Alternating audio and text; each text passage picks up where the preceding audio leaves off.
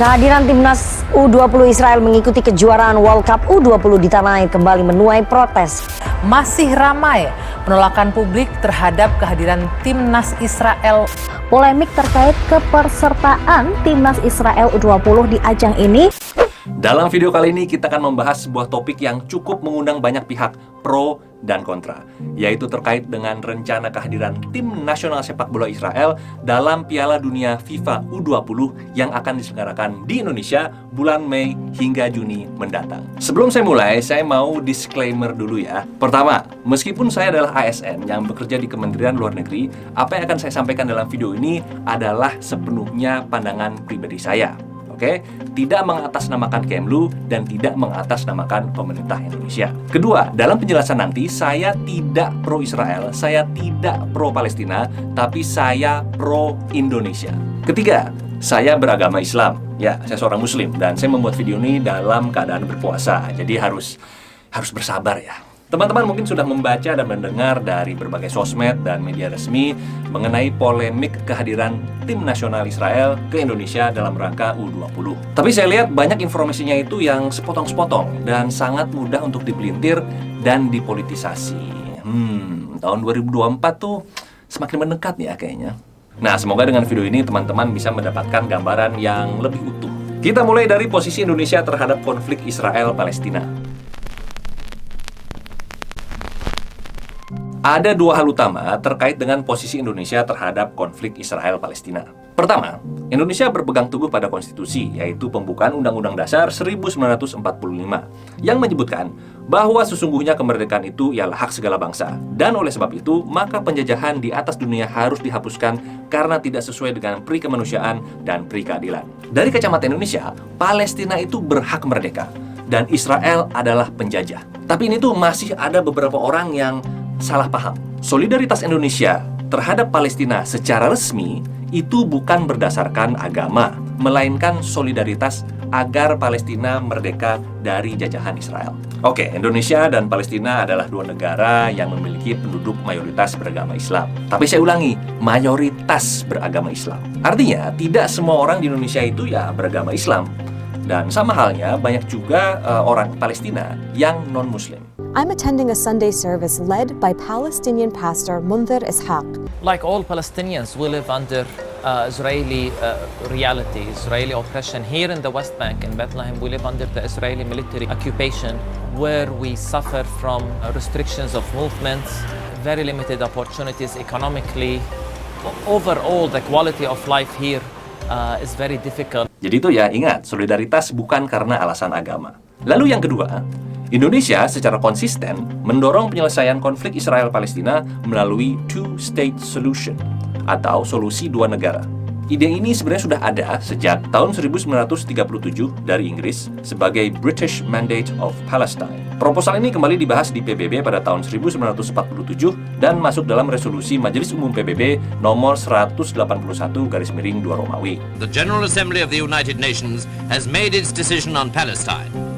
The map shows what partition means. The Jewish state colored light, the Arab state dark, Jaffa to go to the Arabs, Jerusalem internationalized. Tapi apa yang terjadi? Perang dan konflik yang berkelanjutan. Solusi dua negara ini kembali disebutkan dalam resolusi Dewan Keamanan PBB nomor 2334 tahun 2016. Dan Indonesia secara konsisten selalu mendukung solusi dua negara ini. Nah, ini juga nih, masih banyak orang yang salah paham. Solidaritas Indonesia terhadap Palestina bukan berarti ingin menghapuskan Israel dari muka bumi ini. Bukan. Indonesia ingin adanya negara Israel dan negara Palestina yang hidup berdampingan secara damai. Ibaratnya tuh kalau di mana ya? Di perumahan misalnya. Itu kan biasanya udah ada di kafling-kafling ya.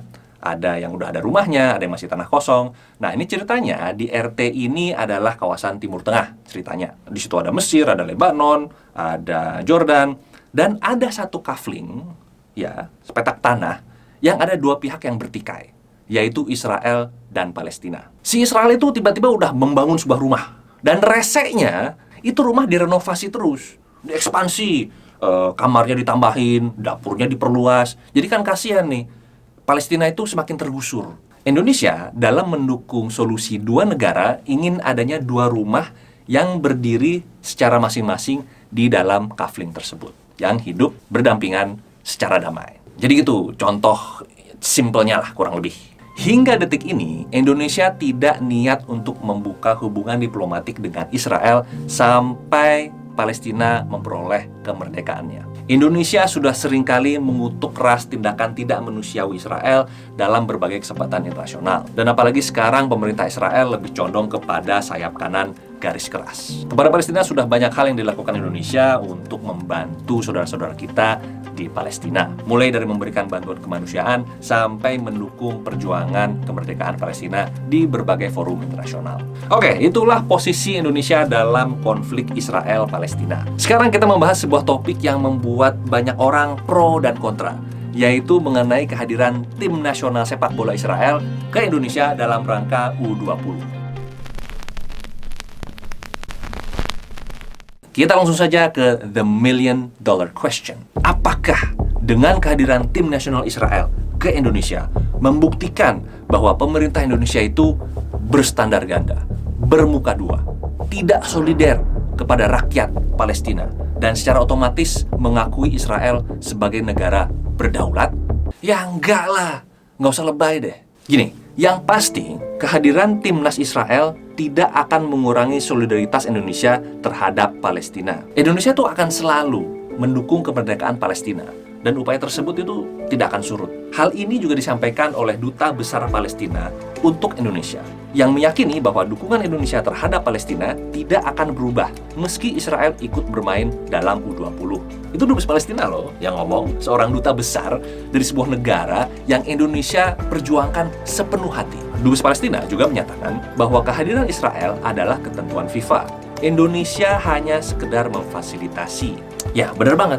Kehadiran Israel itu adalah ketentuan dari FIFA. Dan FIFA memiliki berbagai peraturan yang cukup ketat yang harus diikuti oleh host country. Dalam hal ini adalah Indonesia. Dan Indonesia tidak berhak untuk melarang sebuah negara untuk bermain. Lalu ada pertanyaan lagi nih. Loh, tapi kan kalau pemain Israel sampai datang ke Indonesia dan bermain di Indonesia, itu berarti kan Indonesia sama saja mengakui eksistensi Israel. Jadi, dalam hubungan internasional, meskipun tidak ada hubungan diplomatik antara dua negara, masih memungkinkan kedua negara tersebut memiliki hubungan di tingkat non-pemerintah. Dan dengan Israel, Indonesia punya loh yang namanya hubungan dagang, hubungan pariwisata, masyarakatnya bisa saling kunjung, meskipun memang persyaratannya sangat ketat sekali. Prosedurnya itu ketat banget, kayak lepet. Jadi bukan berarti 100% tidak ada hubungan sama sekali. Oke? Nah, sudah beberapa kali sebenarnya sejumlah atlet Israel itu datang ke Indonesia dalam rangka berlomba di berbagai cabang olahraga. Iya, mereka tuh datang. Berarti ada presidennya kan? Selain itu, utusan parlemen Israel juga hadir dalam Inter-Parliamentary Union atau IPU di Bali tahun 2022. Semua itu adalah kegiatan yang dilakukan di tingkat non-pemerintah. Namun, dengan semua itu, Indonesia tidak mengakui Israel dan tidak mengurangi komitmen Indonesia dalam memperjuangkan kemerdekaan Palestina. Lalu mungkin muncul komentar, ya udah kalau gitu kita tolak partisipasi Israel.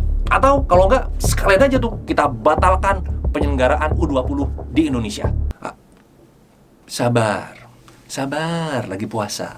Oke, kita coba bahas ya, siapa yang paling diuntungkan dan siapa yang paling dirugikan dalam skenario jika U20 itu jadi diselenggarakan atau tidak jadi diselenggarakan.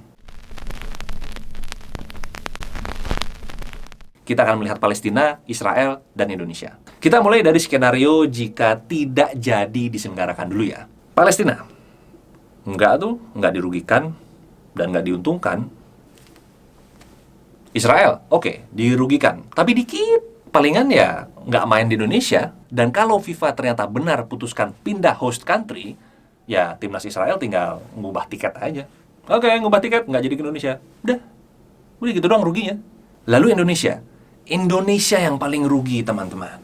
Paling rugi dalam skenario tidak diselenggarakan. Selain biaya yang telah dikeluarkan, persiapan yang telah dilakukan, Indonesia bisa dibekukan oleh FIFA. Indonesia bisa dikecam oleh negara lain karena tidak menjalankan amanat FIFA. dicap diskriminatif juga, dan bisa dicoret sebagai kandidat tuan rumah Piala Dunia mendatang. Dan bahkan bisa menjadi efek domino. Indonesia tidak lagi dilihat sebagai tempat yang layak untuk penyelenggaraan kegiatan olahraga internasional lainnya nanti. Tapi, ya ini nih, kerugian yang terbesar itu justru akan dialami oleh rakyat Indonesia sendiri, yaitu kerugian potensi ekonomi yang seharusnya itu bisa dinikmati oleh masyarakat Indonesia. Ingat, U20 itu akan diselenggarakan di 6 kota, yaitu Jakarta, Bandung, Solo, Surabaya, Palembang, dan Gianyar. Pelaku bisnis dan masyarakat umum di 6 kota ini akan kehilangan potensi ekonomi, potensi pemasukan, mulai dari industri catering, logistik, penginapan, souvenir, dan sektor lainnya. Makanya kita juga harus memikirkan nasib masyarakat Indonesia di tanah air. Apalagi sekarang tuh banyak masyarakat Indonesia yang berusaha untuk bangkit kembali pasca COVID-19. Kita tuh lagi hidup dalam masa yang sulit. Janganlah bikin hidup lebih sulit lagi.